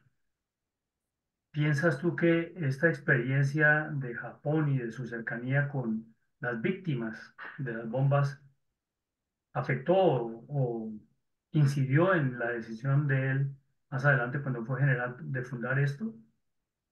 Uy, yo creo que sí, porque como les mencionaba, a Rupert fue uno de los que les tocó las persecuciones. Esos que les tocan las persecuciones son personajes especiales. Mire, a Rupe lo habían sacado de la España republicana de la primera y luego de la segunda, y a Rupe había tenido que estudiar en Falkenburg la teología y creo que filosofía la estudió en Bélgica por cuenta de las persecuciones. Eh, eso, eso creo que marca muchísimo a la gente. Hay un personaje que a mí me parece fascinante, otro personaje que es ese José Telésforo Paul y Vargas. José Telésforo fue el, el obispo de Bogotá, el primado de la Iglesia de Colombia Hermano del en abuelo de Guillermo Sanz. 1886. ¿Cómo? ¿Perdón? Adelante, adelante. Sí, José Telésforo Paul y Vargas, que es prácticamente el artífice de la Constitución de 1886. Yo estoy estudiando un tema de él que me fascina, y es que está basado en San Ignacio. San Ignacio que era santo, etcétera, todo ese poco de cosas, pero era un político fabuloso, fascinante. Y está basado en una frase que estoy ya como a punto de terminar la investigación, la escribo y se las prometo que se las mando. Está basado en una frase que es de entrarse con la de ellos para salirse con la de uno. Y ese obispo, por ejemplo, José Telésforo, que fue perseguido, a José Telésforo lo expulsaron de lo que hoy de los Estados Unidos de Colombia, lo expulsó Mosquera. Se fue a Centroamérica y lo volvieron a expulsar, se fue a Ecuador y lo volvieron a expulsar, y al final terminó de obispo de Panamá y luego obispo en Bogotá. Ese tipo sabía lo que eran las persecuciones y sabía lo que era ser un refugiado. Obviamente a Rupe pues lo supo todavía peor, porque además en el noviciado en Agazuca había recibido a los refugiados que estaban sin casa después de que les cayó una bomba atómica. O sea, eso hace que la persona sea absolutamente sensible. Creo que Arrupe es un personaje también de película, independiente de los temas religiosos, es algo es alguien que vale la pena ver como humano, como persona, ¿sí? Hay otros jesuitas y pues bueno, no es para entrar en detalles, pero los que las persecuciones y tal no le hicieron nada. Pero yo creo que eso es otra cuestión, un paréntesis, la humanidad está llena de fanáticos y los fanáticos son los que han movido al mundo, sino que lo diga Saulo de Tarso. un perseguidor y luego perseguido. Y ese cambió la humanidad. Y así otros esos que han sido, que saben lo que es eso, se vuelven así. Ya Rupe lo sabía perfecto, Arrupe también hablaba varios idiomas, Arrupe era un tipo que tenía una formación profunda y yo creo que todo eso fue lo que le permitió montarse al potro ese de la Compañía de Jesús de los años 70, que era, creo yo, que bastante complicado, ¿no? Gracias, Carlos. Excelente. Tiene la palabra Silvio y después Pedro Benítez. Adelante, Silvio. Gracias, Carlos, por la información. Realmente muy interesante todo. Quisiera hacerte una pregunta con respecto a la venta de los secretos de la bomba atómica a los rusos. ¿Cómo fue eso? Pues en la película y en el libro, sobre todo en el libro, cuentan lo del profesor Fuchs. Fuchs es un profesor genio también, casi todos los que estaban allá eran genios y de vidas desordenadas y cosas de eso. Y Fuchs después se supo que era prosoviético y le transmitió información a los rusos. Ahora, imagínense ustedes una ciudad que se llama Los Álamos, donde viven familias completas, porque uno de los requisitos que puso Oppenheimer es que le permitieran a los científicos que se fueran a la nada en el desierto, les propuso que pidió que pudieran irse con sus familias. De hecho, Oppenheimer, su segundo hijo, nació en Los Álamos y había muchos hijos nacieron allá de científicos porque estaban con sus esposas, sus familias, etc. Entonces, guardar un secreto de ese tamaño entre una cantidad de gente no era fácil. Y Stalin, Stalin era enfermo mental, ¿no? O sea, Stalin, el que le caía gordo lo mataba, etcétera, etcétera. Y Stalin, que era obsesivo, otro fanático obsesivo, sobre todo obsesivo, eh, si él sospechaba de alguien, lo mandaba a matar. Y para sospechar de alguien era que Stalin los perseguía y tenía una red de espías impresionante. De hecho, Stalin mandó matar a Trotsky en México y Trotsky más o menos se sentía seguro. Entonces, era relativamente fácil saber y estaba muy bien enterado. Además, porque si a Stalin lo mandaba a investigar a alguien algo, si él mandaba a alguien a investigar y no le trabajaba, pues lo mataba. Entonces estaba muy bien enterado, ¿no? Bastante demandante el hombre, ¿no? Pedro Benítez y Jorge Luis, se me perdió Silvio. Ah, no, ya estaba Silvio, entonces tiene la palabra Pedro y después Jorge Luis. Adelante, Pedro. Hola, Carlos, un gusto saludarte. Que hace ratico no nos vemos por Chao, ahí. Pedro. Les cuento con mucho cariño que a Pedro lo tengo dentro de la categoría de guía. Ah, sí. Además, Muchas Pedro fue mi gracias. jefe, fue jefe mío. No, tenemos una amistad larga con Carlos desde hace mucho rato y realmente, bueno, felicitaciones por todo lo que has estudiado después de una carrera, de haber estudiado tu economía. Nos vimos por allá trabajando en presupuesto en un banco y después nos hemos encontrado en varias cosas, pero el mérito de Carlos es haber cogido y estudiado pues historia a la profundidad que lo has hecho. Em, Quería hacerte una pregunta. He escuchado de la película, o mejor dicho, ¿qué tan ajustada a la historia es la película, Oppenheimer, ¿no? Que nos cuentes un poquito sobre eso. Mira, la película está basada en un libro. Es una película muy fiel al libro. Es un libro de 1000 páginas, de una investigación muy profunda que hicieron estos personajes.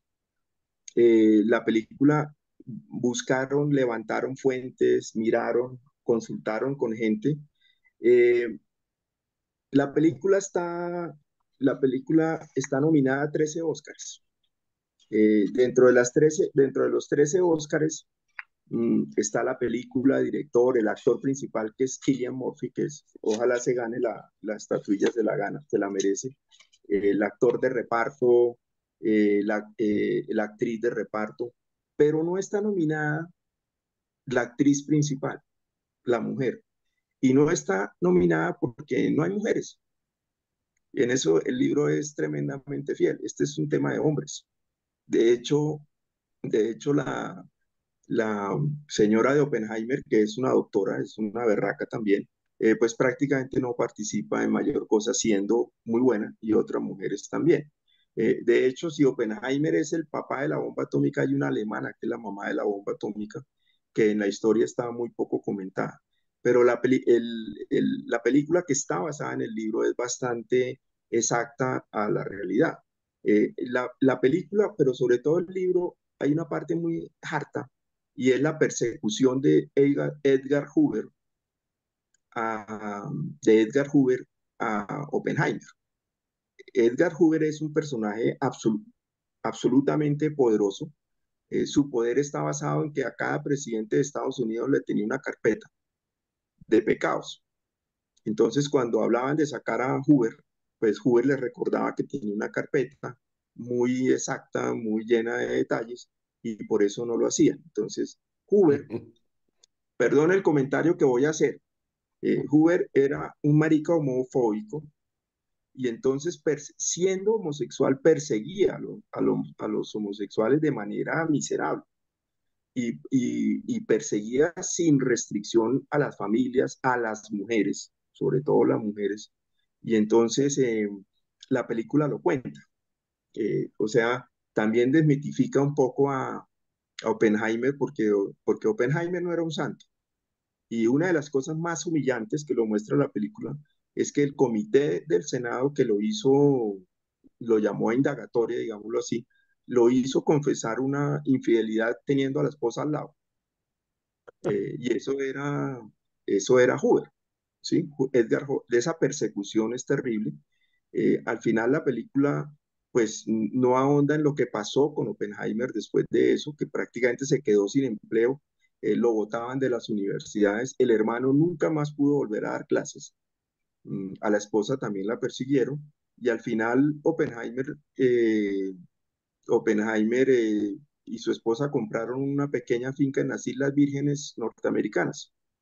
Eh, Oppenheimer, en las fotos ustedes siempre lo verán fumando, pues entonces obviamente se murió de cáncer de garganta.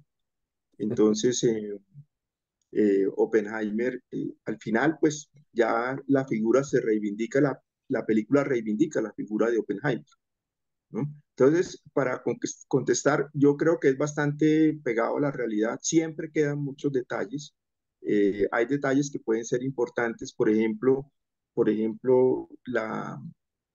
Oppenheimer era un tipo muy respetuoso de las culturas indígenas. Eso no lo trata el libro, pero en la realidad sí. Eh, a los amigos iban a su rancho. Su rancho se llamaba Perro Caliente, no hot dog, sino Perro Caliente.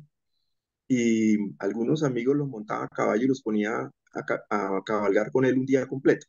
Entonces, todas esas cosas las cuenta la casa que tenía en la Universidad de Princeton. Yo creo que es bastante exacto. Ya en los otros temas de cuáles fueron los objetivos del proyecto Manhattan, etcétera, pues yo pienso que la bomba era inevitable no enviarla porque después de semejante cantidad de plata y esfuerzo que le metieron, pues y hacer la bomba y guardarla no era posible. Qué bien, Gracias, qué bien. Carlos.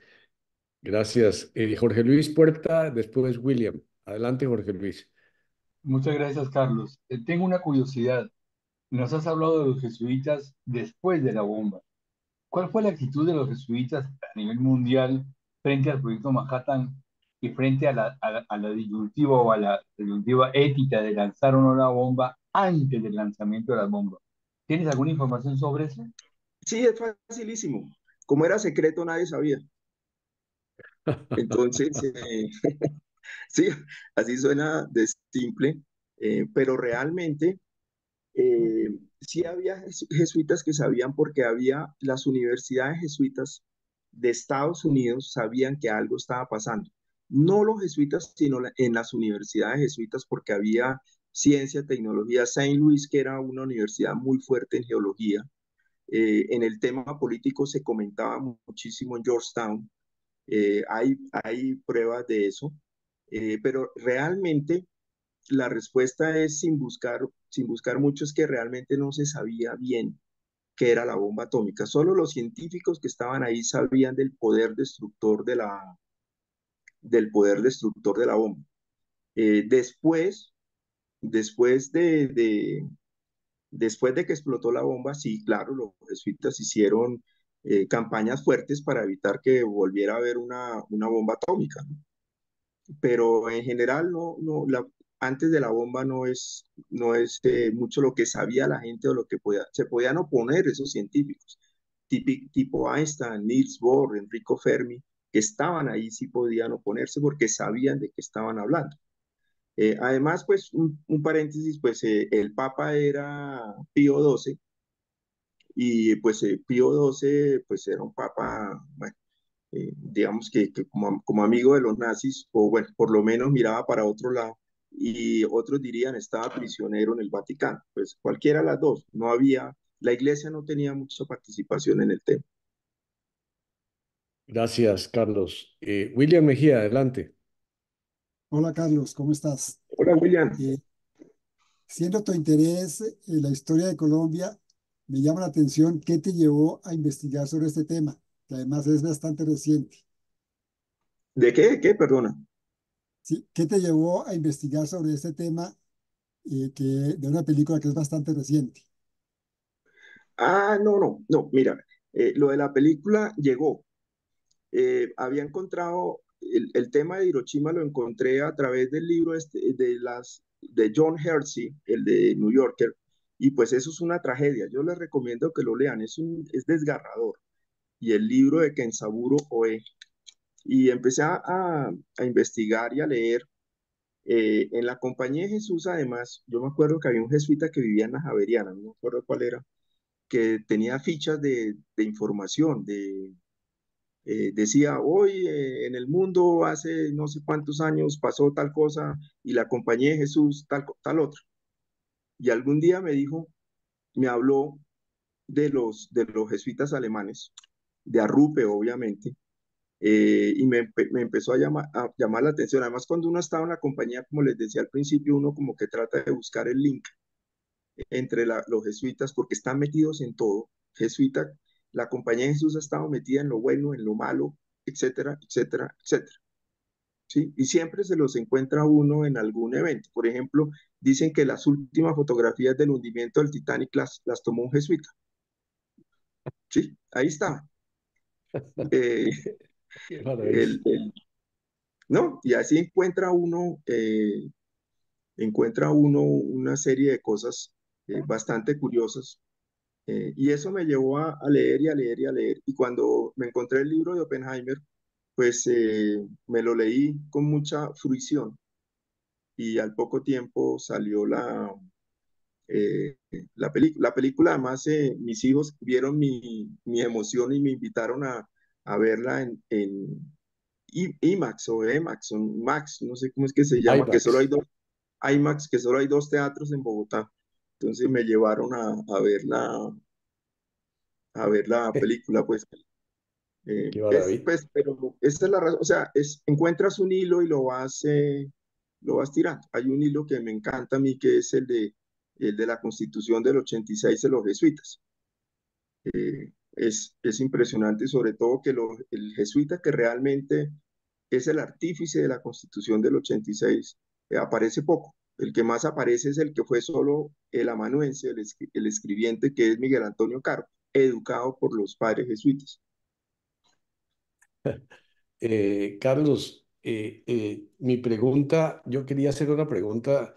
Tú hablas de la preparación de la bomba atómica y cómo se iban a quedar los americanos sin usarla después de tanto trabajo, etcétera, etcétera. Pero después de la segunda que votaron, llevamos 80 años en que el mundo entero vive amenazando y amenazando y amenazando y amenazando y hasta recientemente Putin está diciendo voy a tener que usarla, pero no, nadie la usa. Eso que quedó con los arsenales de bombas atómicas en todo el mundo, en tu opinión, eh, eh, ¿para qué entonces? Es decir, todo ese armamento ahí guardado para amenazar y hacer que el otro se asuste y el arma política mundial es el susto de la bomba atómica. ¿Es correcto eso? Claro, sí, total. La filosofía se llama MAD, M-A-D, Mutually Assured Destruction, la destrucción masiva mutual. O sea, MAD, M-A-D, ha sido la filosofía de esto. Si yo tengo 20 bombas, usted tiene que tener 30. Y nos ladramos todos los días, pero todos sabemos lo que puede pasar, entonces no queremos que se caiga la bomba. Eh, cuando termina la guerra en Europa y ya termina en el Japón, pero sobre todo en Europa, se cumple lo que había dicho Churchill. Stalin quería tener una retaguardia, por eso la famosa cortina de hierro. Entonces Stalin dice, yo tengo mi territorio, pero ya me han invadido varias veces. Quiero que los españoles perdón, los alemanes tengan que pasar por otros países antes de llegarme a mí. Entonces tengo a Polonia, tengo a Checoslovaquia, tengo a Bulgaria, a Rumania, a, a esos países que son los que van a ser mi cortina, van a ser los que van a impedir que me vuelvan a mí invadir. Entre otras, el miedo de Putin es eso, que perdió a Ucrania, perdió, bueno, a Bielorrusia no lo perdió porque lo tiene dominado, pero perdió los países bálticos, Latvia, Estonia, Letonia, eh, todos esa que es la protección de Putin ya no la tiene, porque el susto es que, ¿cómo es que se llama? Esos países se metieron a la OTAN, entonces Claro. ya tiene a la OTAN en la frontera rusa, ex soviética de verdad. Entonces, ¿qué pasa con las bombas? Pero no es el primero que ha amenazado. Cuando vino la guerra de Corea, una razón por la cual destituyeron y callaron a MacArthur es que MacArthur dijo que echaran 12 bombas en Corea para arreglar el tema. Ujú. Y los otros, no, las bombas no se pueden botar así, pues como que, ¿no? Y Richard Nixon a la bomba atómica le decía la Big One. Ujú. Y, y Nixon en alguna borrachera de él, hablando con Golda Meir, dijo, pues echémosle la Big One. Ujú. ¿Sí? Entonces, ahora Putin pues también está amenazando con que va a echar la bomba. Ahora hay otras amenazas. Ya no es solo echar la bomba, sino destruir un reactor nuclear. Ujú. Acuérdense que fue más devastador, ¿cómo se llama? Chernobyl. Chernobyl, sí, que otras cosas, ¿no? Que la bomba de Hiroshima. Entonces, mm, mientras uno esté asegurado con que el otro no le va a hacer nada, pues, y se muestre los dientes toda la vida, pues ahí tendrá bombas, ¿no? De hecho, en los acuerdos de Reagan y de Gorbachev sí desmontaron bombas, pero ahí están. O sea, mañana pueden montar una bomba. Hay una película genial que se la recomiendo, es un clásico del cine. Esa bomba se llama, no me acuerdo cómo se llama en español, pero es la bomba del doctor Strangelove, o cómo aprender a parar la preocupación sobre el amor y la bomba. Es una revista sesentera con Peter Sellers. Es Ajá. un clásico de la película. Es un clásico de la Guerra Fría. Cuando el Claro. general loco se monta en un avión a echarle bombas a los rusos. Entonces, ese tipo de cosas es lo que, es decir, hay un equilibrio más o menos establecido, ¿no? Carlos, en ese mismo orden, ¿qué verdad es de que en todas partes, sobre todo en los Estados Unidos, eh, hay una cantidad de refugios subterráneos contra la radiación, contra la guerra atómica? ¿Es eso fantasía, eso es leyenda o eso es realidad? No, eso fue realidad, fue de verdad. Nueva York estaba lleno de eso. De hecho, hace unos 10 años encontraron por el puente de Brooklyn un hueco lleno de latas de agua y de comida y cosas de esas por si explotaba una bomba. O sea, la Guerra Fría fue eso. Los años 50 es la cosa de que hay que hacer un refugio porque me puede caer una bomba atómica. y los rusos tenían cosas parecidas, y el metro de Finlandia, de Helsinki, es un metro profundísimo porque es para protegerse de la radiación. Eh, el metro de Corea del Norte es lo mismo. Creo que el metro de Moscú es lo mismo, es también muy profundo para defenderse de la eventual radiación que caería.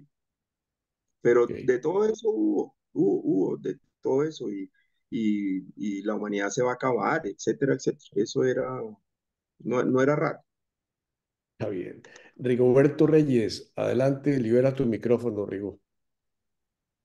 Carlos, un gustazo volverte a ver. No te había visto desde Rigoberto, han pasado como 30 años. Un más o placer. menos, ni para qué echar cuentos.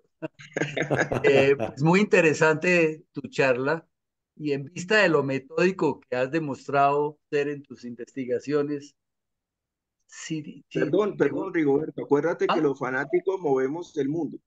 sí, Por eso es que lo peor que hay es alguien que ha dejado el cigarrillo. sí, sí, sí.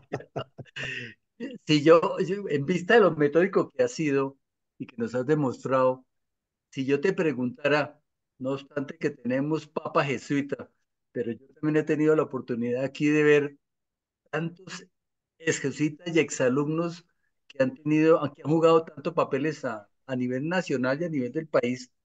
¿Tú qué dirías de la influencia de los jesuitas históricamente a hoy, lo que está pasando? O sea, yo he mirado que siempre hay un jesuita que aparece, que tiene un tema, que es investigador, y hoy día que tienen papa, nada menos, eso pues nunca se había dado, creo. ¿Qué opinas tú de la influencia de los jesuitas hoy día? Ah, no, toda. Es que es una influencia basada en la educación. Mira la lista de colegios, de universidades. Para ser político exitoso en el Congreso de Estados Unidos, si ha pasado por la Universidad de Georgetown, es una ventaja enorme, ¿sí? Ya. La influencia está más que todo en la educación, la red de colegios de la Compañía de Jesús, además a todos los que estudiamos en colegios de la compañía nos metieron en la idea de que, uy, la berraquera es ser bartolino, ser claveriano, etcétera, etcétera.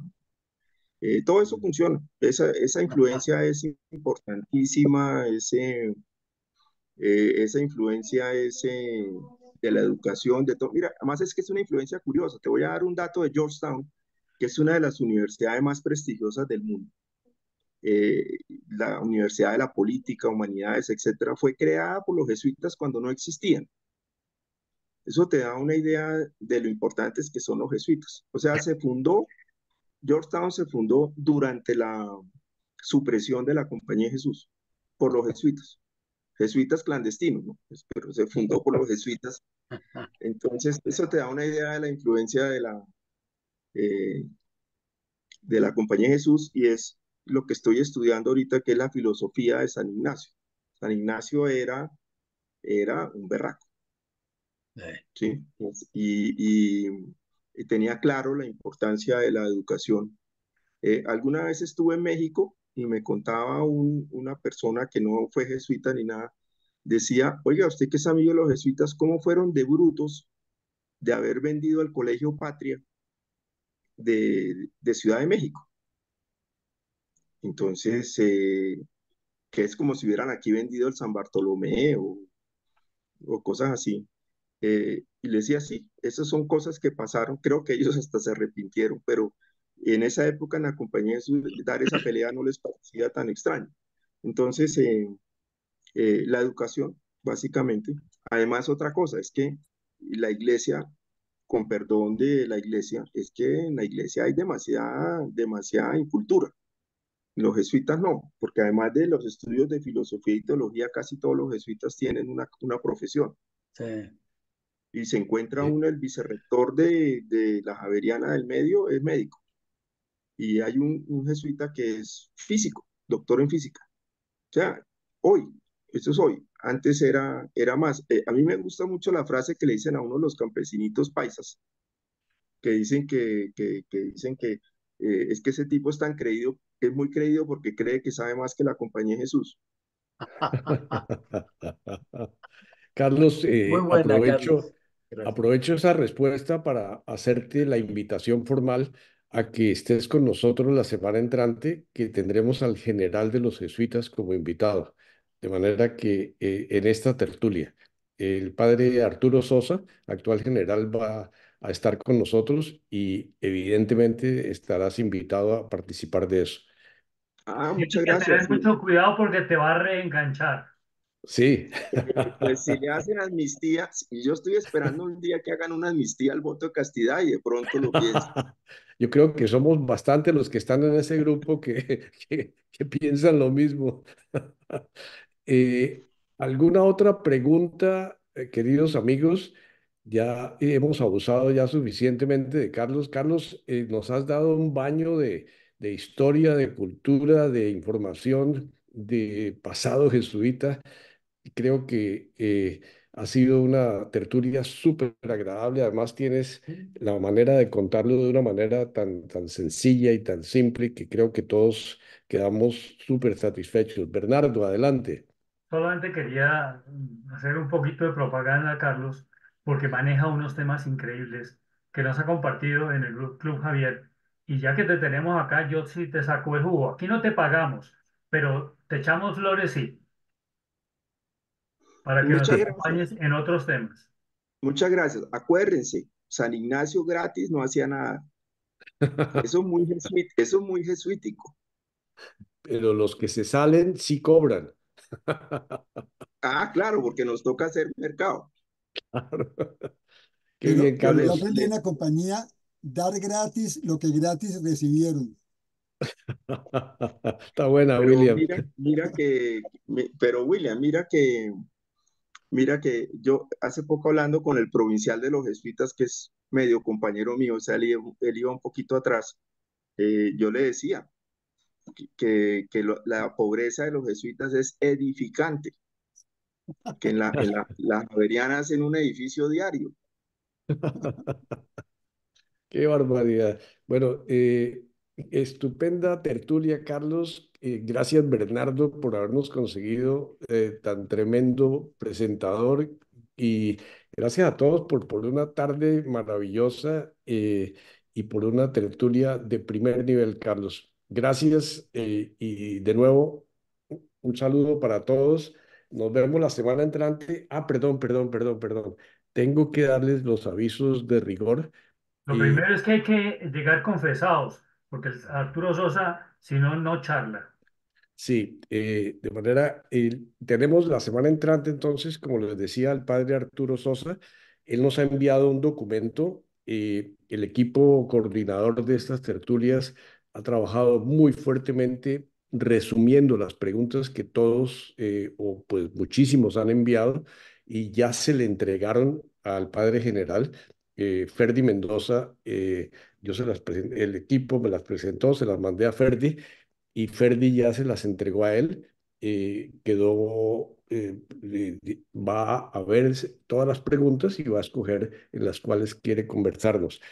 Después de la reunión con el padre general la semana entrante, tendremos el 22 de febrero, vamos a hacer una reunión especial, el grupo coordinador le pareció interesante hacer una reunión para hacer un análisis de lo que fue la charla con el general, es decir, del proceso de las preguntas, la charla con el general y las conclusiones, nuestros comentarios, nuestros aprendizajes sobre esa charla. Entonces, esa será el febrero 22.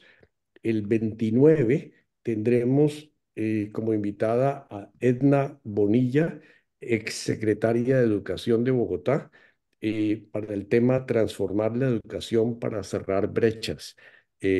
Edna, la esposa de Jorge Iván González, ha aceptado esta invitación. Para el 7 de marzo todavía no tenemos confirmación si Germán Andrade puede o no puede, pero está abierto. Pero el 14 de marzo les quiero contar que nuestro amigo Silvio Zuluaga ha querido ofrecer una presentación que se llamará Singapur, si se puede. Silvio aceptó hablarnos sobre Singapur, sus experiencias en Singapur y va a ser una tertulia también muy interesante. Eso es lo que tenemos hasta ahora. Seguimos con algunas propuestas de temas que consideraremos con el equipo coordinador mañana y ya les informaremos, pero seguimos adelante con nuestras tertulias. Muchas gracias a todos. eh, que tengan una feliz tarde o noche para algunos de los que estamos por acá, por Europa. Gracias, Carlos, de nuevo, y gracias, Bernardo. Hasta luego. Bueno, gracias y buenas tardes a todos. Gracias. Gracias. Gracias, Gracias. Carlos. Adiós, Gracias a Carlos. todos. Gracias, Felicidad, que lo Carlos. pasen muy bien. Chao, chao. Gracias. Chao. Adiós.